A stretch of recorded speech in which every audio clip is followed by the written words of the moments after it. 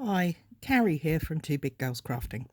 Just to show you quickly how I folded the tea bag fold for the Christmas tree on today's card. So, starting off with a square. The squares need to be regular and cut sharply.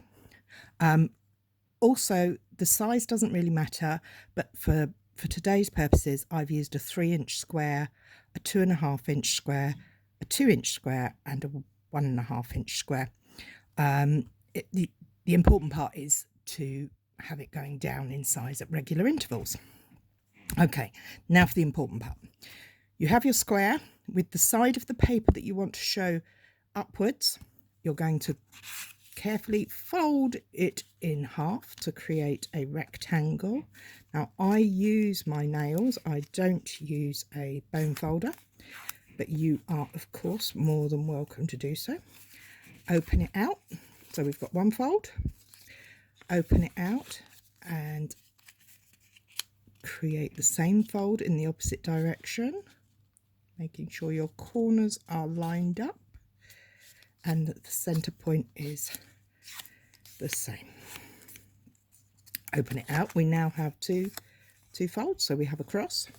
We're now going to go diagonally. Now I like to do this making sure that the point is nice and neatly put together. Score to the center again and out.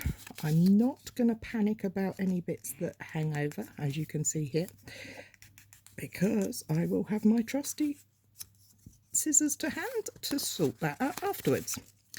So we've got the first diagonal. We're now going to go for our second diagonal, and we're going to go point to point again. So all in all, we have created 4 folds, 2 straight and 2 straight and 2 diagonal. Now back to with the paper facing the pattern side facing up that you want to show, you're going to go back and fold it into that original rectangle. Then you're going to take the outside point and push it in to create a triangle. Repeat and do it on the same on the other side. And I do go over this with my nails like that. Now this is where you can see the parts that I have missed. So what I'll do is I will take my scissors and I will carefully trim that off. Check the other side and trim that off as well. Not too worried about the center portion. Right, so we're back to where we are. Now this is the trickiest part. Putting your nail, I put my nail up at this top point here, and I'm going to carefully ease this edge only on the one piece over to the center fold line, and then I'm going to score that down with my nail again. Again, I have this pesky piece sticking out, so along come my trusty scissors.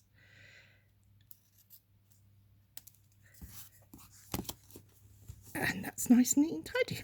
So what we've done, we've taken it across, and we're going to do the same again with this side. I like to put my nail up there so that I have a point to press against, and then folding it over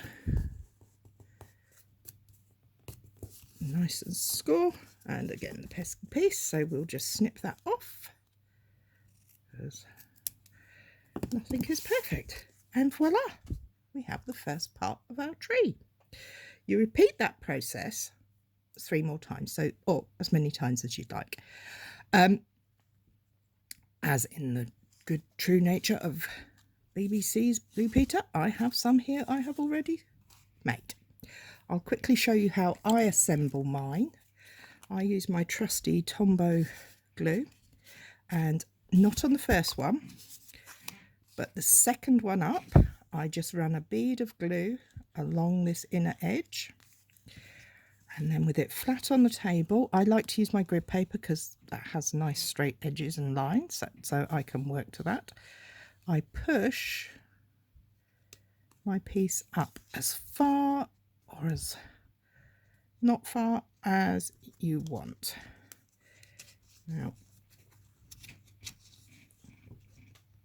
I press down, ooh, or not, as the case may be, because I got a bit gluey. Nothing unusual there for me. And we have 2 pieces stuck. Repeat for the 3rd layer. You could use tape, it doesn't really matter. It's whatever you are comfortable with. Oh, that's about right. That's as right as it's going to be anyway on this dreary day here in the UK. Well, my part of the UK anyway. It is very wet and dreary. And the final piece. There we go. So we now have a beautiful, well, I think it's beautiful, 3D tea bag folded Christmas tree. That's going to pop onto my card base. I have punched out a star that's going to sit on the top of my tree. I have got some baubles to hang on my tree, and